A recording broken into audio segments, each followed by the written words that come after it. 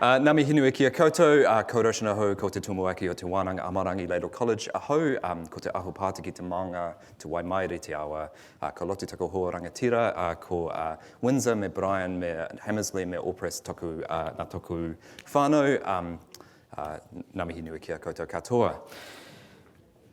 I love this kind of topic because for me, the stories of Aotearoa, the stories of mission, and my own story are in strange ways interwoven. On my mother's side, my great-great-great-grandfather settled in Ruatoria. So my grandfather grew up in Ruatoria.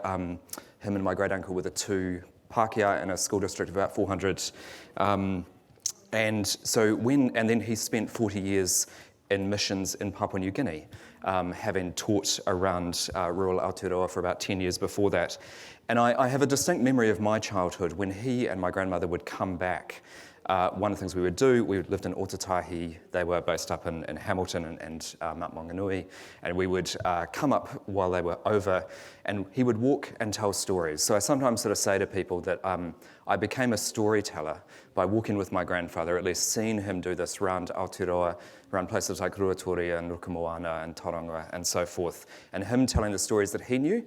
And then also in Papua New Guinea, we spent a few months there when I was in my teens, just walking and talking and him telling these stories. So there's a kind of privilege to be part of that kind of intersection in a place like this and to be with a group of people who care about these things and see the possibilities and intersections of that in this kind of way. So for my own part, I have then looked mostly at global stories. So I'm going to be taking a particular perspective on Aotearoa's today, where I'm going to be trying to show some connections through parts of the global story in the 18th and 19th century that we, because of our right Aotearoa frame and our attempt to, in many ways, move away from imperial frames of our history, I think we sometimes ignore. So hopefully that makes some sense and is the kind of session you hoped to come to, and we'll see how we go. So, in early 1808, while on furlough in England, Samuel Marsden submitted two approaches to the Church Missionary Society Committee, proposing the establishment of a mission settlement in New Zealand.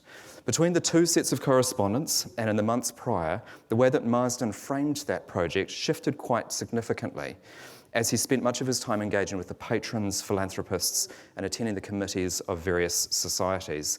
You see the name Rev. S. Marsden, guest, appearing on minutes of the Bible Society and many other evangelical societies in that four-month window. The crucial context for the CMS's initial reluctance around the mission settlement in New Zealand was the recent failure of the Sierra Leone Company, a philanthropic trading company founded in 1792 as part of abolitionist efforts that had become a platform for evangelical missionary and economic development efforts on the West African coast. But after 15 years of trading, the SLC had been forced to fold as an independent entity, becoming on 1st of January 1808 a Crown colony.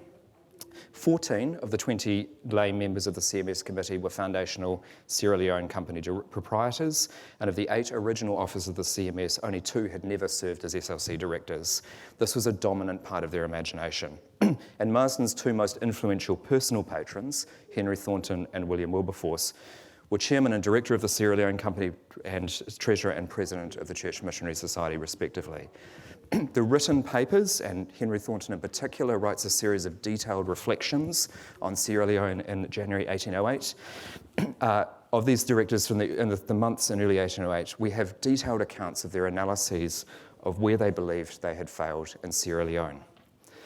Marsden's initial ideas appeared to the directors to replicate some of these failings. His April proposal clearly shows his efforts to address and mitigate these concerns, and this set up a pattern where for at least the next 20 years, Sierra Leone and New Zealand continue to be understood as parallel projects in the minds of the Church Missionary Society Committee, and indeed within these wider philanthropic and missionary networks. The correspondence of Josiah Pratt, CMS Secretary, for example, shows Sierra Leone and New Zealand projects being continually juxtaposed between 1808 and at least 1815. For example, he wrote to CMS Committee member Basil Wood in March 1808, "We are in daily expectation of advices from Sierra Leone that the 4 missionaries there are actually settled amongst the Susu tribe or some other native tribe. Mr. Marsden will next meeting bring to us a proposal to establish a settlement in New Zealand, both the islands of which country contain, it is supposed, 500,000 people. The Sierra Leone context continued to have implications for New Zealand. Having been publicly embarrassed by the revelations that some Sierra Leone employees had resorted to trading in slaves, the CMS committee responded with immense harshness when reports emerged of musket trading among the New Zealand lay missionaries. Similarly, there were strong parallels between the painful lessons learned from the management of former Superintendent John Clarkson's criticisms and complaints in the London papers, and later attempts to prevent Thomas Kendall from raising concerns and grievances in public. The Sierra Leone experience also shaped the recruitment of the lay settlers for the New Zealand mission, with Pratt writing that they would select, quote, only such as we have reason to believe to be really under the influence of vital religious principle, having learned from the misdemeanours of employees in Sierra Leone. And Marsden was informed by the committee that this committee would rather, quote, acquiesce in a slower progress of the mission than to introduce it agents of the description in West Africa to which we have averted. This connection between New Zealand and Sierra Leone illustrates the historiographical challenge of how to frame narratives in the period when these islands were becoming part of the globalising world. In moving away from the older imperial frames and recognising the insufficiency of strictly national frames, historians have made rich use of the metaphors of encounter for Aotearoa's stories: beach crossing, bodily mobility, reciprocity, etc. A key point I want to make in this paper is that, especially in the decades prior to 1820, encounter, while critical, is insufficient on its own to account for how these people experience the world.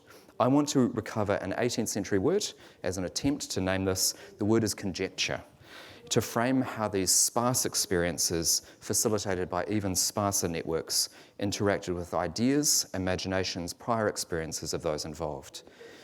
By this, I don't mean specifically the kind of conjectural history that emerged from Scotland in the period, which was referred to before, but the association is helpful in that contemporaries turned to analogy, such as to Sierra Leone, developed hypotheses and theories, and undertook experiments, especially experiments in translation between contexts. Looking to the conjectures formed by Māori, British, and other actors about the world that they were experiencing allows us to see more richly how the patina of ideas, information, and past experiences created context often separated by decades of understanding for the encounters that did occur. So in this paper, I'll be focusing on philanthropic networks for the example that they offer of how diverse conjectures can shed light on New Zealand encounters and how they were intended and understood in the globalising world. During the middle decades of the 18th century, a distinct nexus of philanthropists, centred on London and Yorkshire, emerged out of the intersections between mercantile and religious networks. They were mindful of the agency that they exercised in the global world. These networks were aware of their increasing agency in what John Darwin has referred to as the British world system that was emerging in this period, mirrored in part by what Apeli Hauofa and Damon Salisa have referred to as the world enlargement that was occurring across the Pacific, including for Māori. As they sought to engage with the implications of their agency in the globalising world, philanthropists developed new organisational forms, what we would know as the non-profit model today. They repurposed existing, mostly mercantile means to foster transnational activism, and they developed a distinctive vocational identity wrapped round with certain vocational vocabulary that led to contemporaries actually coining the word philanthropist, lovers of humanity, to describe them. The globalising sea shift that these philanthropic networks represented can be seen in the founding narratives of a new wave of societies from the mid-1750s. The best way I can frame this is to simply to say that prior to this, nearly every founding narrative of a charitable trust or benevolent society follows a simple pattern. Typologically, it's the Good Samaritan pattern. So in 1739, Thomas Coram is walking along the streets outside London. He sees a dead child. He realises that child has been abandoned because their family can't support them, so he establishes an orphanage, the founding hospital. So it's a Good Samaritan narrative of encounter and response. From the 1750s, though, this new wave of philanthropic societies added in an extra step into their founding narrative. They recognised that there was a question that had to be addressed in order how to understand the perceived need in the world. They developed conjectures about this. So perhaps the most famous in our context is the founding narrative of the CMS, after John Venn asked the question in 1709 of the Eclectic Society, in terms that Brian Stanley just referred to, what methods can we use more effectually to promote the knowledge of the gospel among the heathen? The new narrative provided one of the more fertile sites for these kind of conjectures that shaped Aotearoa. And if you look at almost every founding society narrative from the 1760s through to about the 1810s, this shifted narrative structure in terms of how they frame their founding is really important.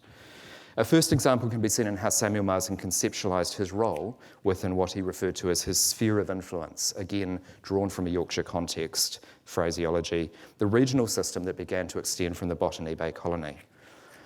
Alan Frost has described how the Pitt administration's assessment of the geopolitical realities after the American War led to the seeking of another source of spar lumber for the British fleets should a continental blockade again prevent the Baltic Sea and the North Sea trade from accessing European ports.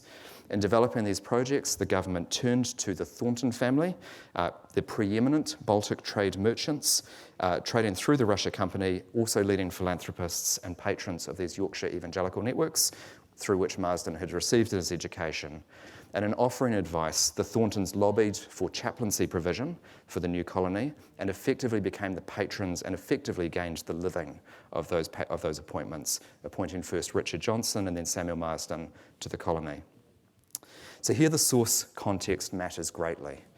Russia Company merchants operated a distinctive network of agents, chaplaincies and trading colonies, what they referred to as English settlements, across Northern Europe, with unique patterns of patronage and how local agents would interact with local civic authorities, with their home patrons and with other local traders and with wider networks.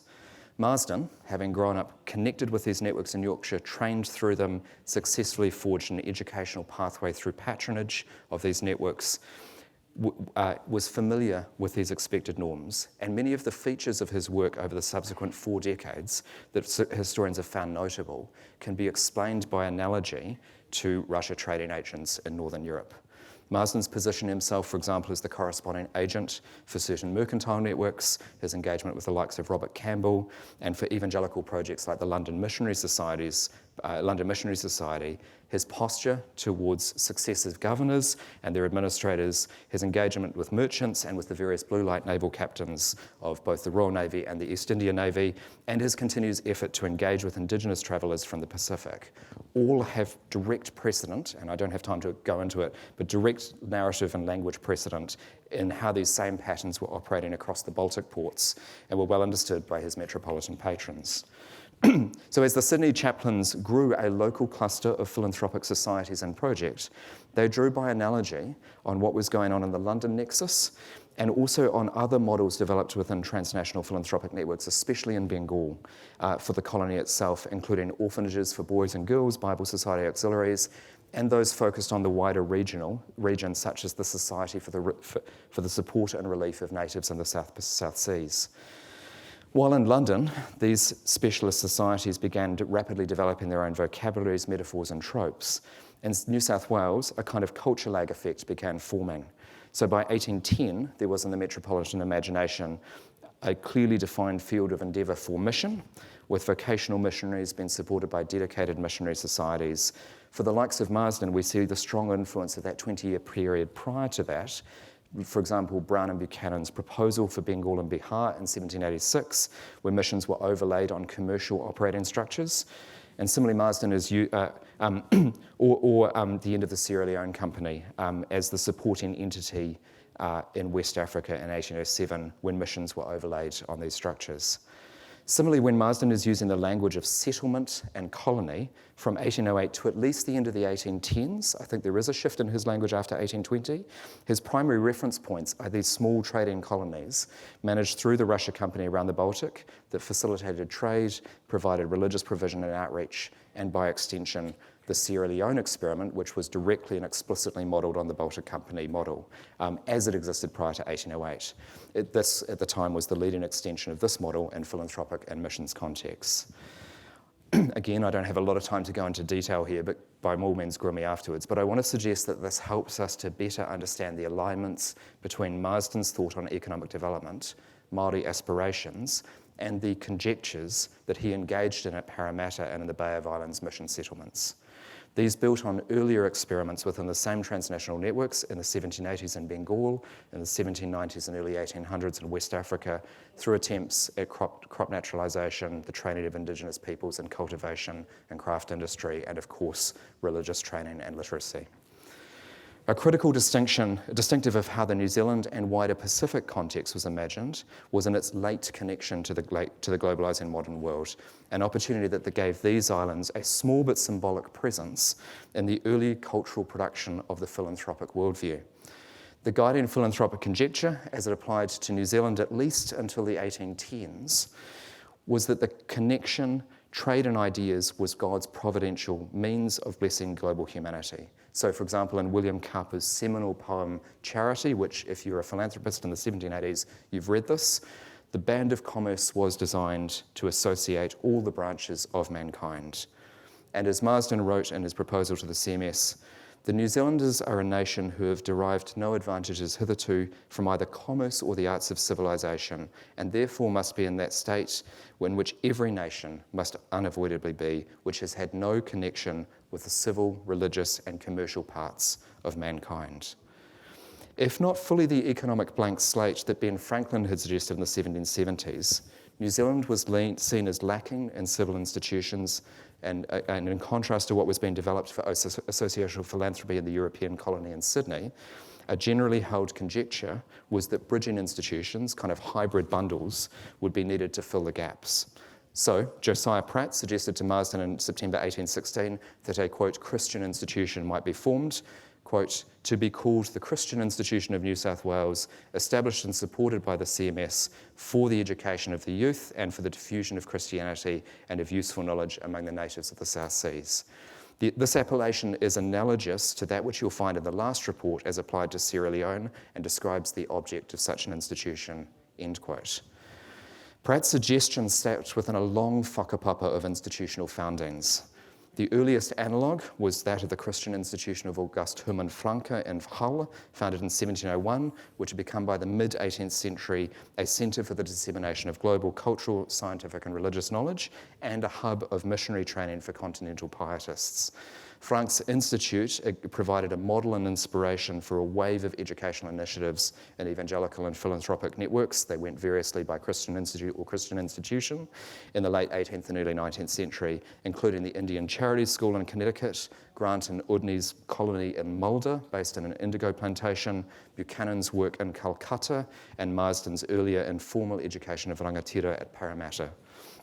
Pratt's correspondence suggests that by the 1810s, the CMS committee was imagining a reciprocal global network of these bridging institutions, some like the African Institution operating in London, while others in Freetown and Sydney as regional hubs. Indeed, when Fuda Bay Colony was set up as a separate establishment in West Africa in 1827, it was partly informed, and again this significant sending of reports and correspondence, by Marsden's, quote, seminary, and his Christian Institution for Māori at Parramatta.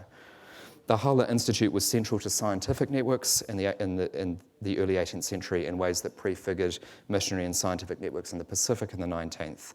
And by 1821, the CMS committee was suggesting adapting a local network model in Te Reo vernacular, but with a central English medium school to allow, quote, youths of superior parts and promise to access all the stores of our knowledge from religious tracts, grammar, geography, history, based on the model that was operating in Bengal.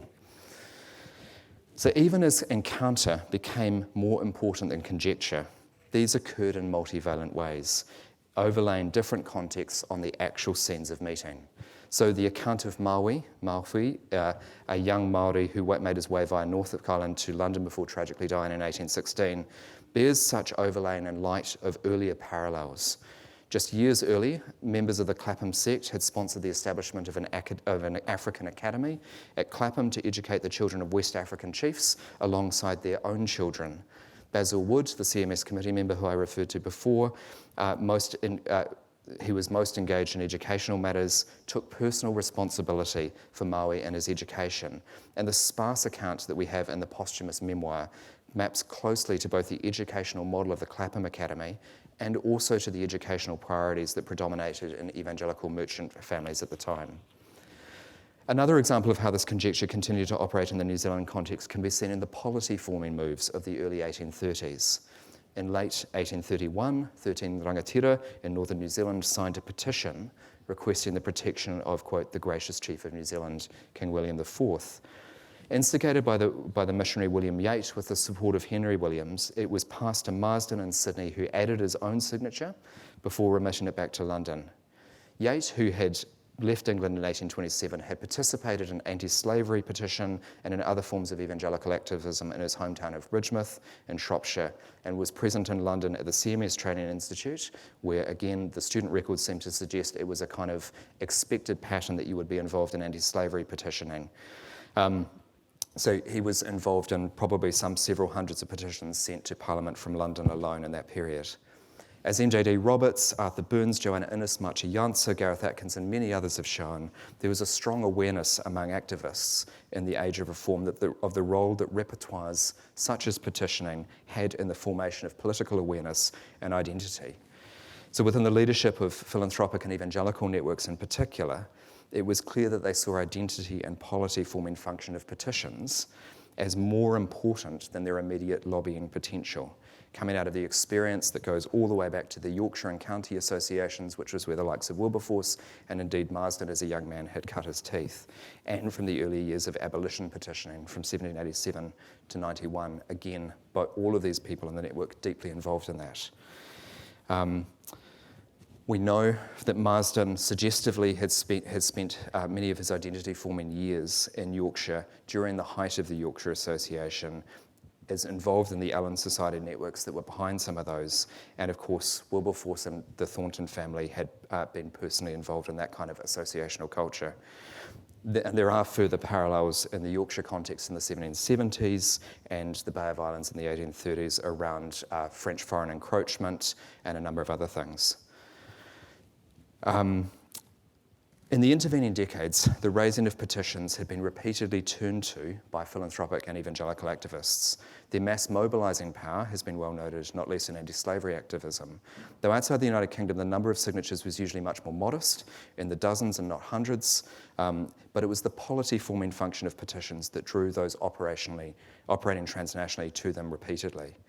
So petitions were used in 1813 and 1833 in India to catalyse associational support for East India Company charter reforms. In Sierra Leone, on at least 4 occasions, successive philanthropic leaders turned to the circulation of local petitions and later to an attempt at setting up a representative assembly, again mirroring what nearly happened in the Bay of Islands, as a means to draw disparate groups of population together, especially after economic and military crises.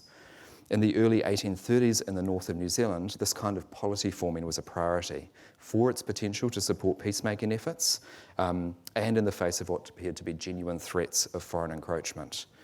With the abortive attempt to build a parliament failing due to both the lack of wood and willing workers, the 1831 petition was an effective means of forming the kind of intertribal leadership that missionaries had hoped would lead a Māori Christian nation. So another way to put this is, just as petitioning had been crucial to forming a polity geared to the reform of British society, so the potential was there that it could be turned to the formation of political leadership and culture, that of Nu Tireni among Māori, who, it was proposed or supposed, under evangelical guidance, could pursue an equivalent program of social and cultural reform. The source material for compiling the same kind of conjectural narratives from Māori actors in the same period is much sparser, but similar patterns can be seen. And certainly some of the extraordinary efforts taken by Māori travellers to reach Sydney and London and beyond were motivated by the intention to test conjecture through encounter. Ruatara and later Hongi Hika and Korokoro's sustained connection to Parramatta were in part driven by a desire to acquire the knowledge, connections and technology to experiment and improve in their own context, and was informed even in a minor way by comparison with Australian and Pacific Island Indigenous peoples. Tui of Ngāri Raumati in his 1817 to 19 journey to England with Titere was sufficiently inspired by the economic development he saw there, especially in Shropshire, to imagine an ironworking and ceramic industry in the Bay of Islands. Even Maui's deathbed account is strangely moving in the way that it opens imaginative possibilities for the people of Nu Tireni, ending with, let his grave address his countrymen. So in all of this context, for the sake of time, I'll go quickly. Transnational networks juxtaposed ideas and prior experience into conjectures that were then contextually tested in the New Zealand context. When we're studying this period, we need to recognise that there are rapid shifts in vocabulary and categories from this process. For example, we're well familiar in the literature with the language of factories from William Hobson's study in the 1830s of coastal trading in enclaves in India in the 1830s, and how that influenced thought on European engagement. But for Marsden, Williams and others connected to evangelical philanthropic networks, factory also implied West African and Russia company sites and models developed in Northern Europe and used for philanthropic purposes in Sierra Leone, in the Red River Colony and elsewhere. Similarly, even the vocabulary of colony and settlement underwent radical change between the 1810s and 1840s in different minds in different times. So this, I think, reinforces the necessity of global and transnational history, framing for New Zealand history, and how we need to be careful, at least for those decades prior to the 1840s, not to rely on categories that engage only and emerge only from our own geography. The coda is that New Zealand ends up being something of a conjecture for philanthropic networks in its own case. As we know, following the Aborigines report and the Select Committee in the House of Commons, New Zealand received its own House of Lords Select Committee, and the, quote, New Zealand model was then attempted to be deployed in other parts. So we see in the Niger expedition, conscious using of that model of petitioning, tiriti, and encounter being replicated in an ineffectual way, but certainly attempted. And in some ways, we can read some of the after accounts of the missionaries themselves, for example, Christianity Among the New Zealanders by William Williams, as illustrative of how their own processing of the long narratives of conjecture fade in its usefulness. Christianity Among the New Zealanders can be read, I think, as a contextualised understanding of Aotearoa in which they are framing how the conjectures that they made succeeded or failed.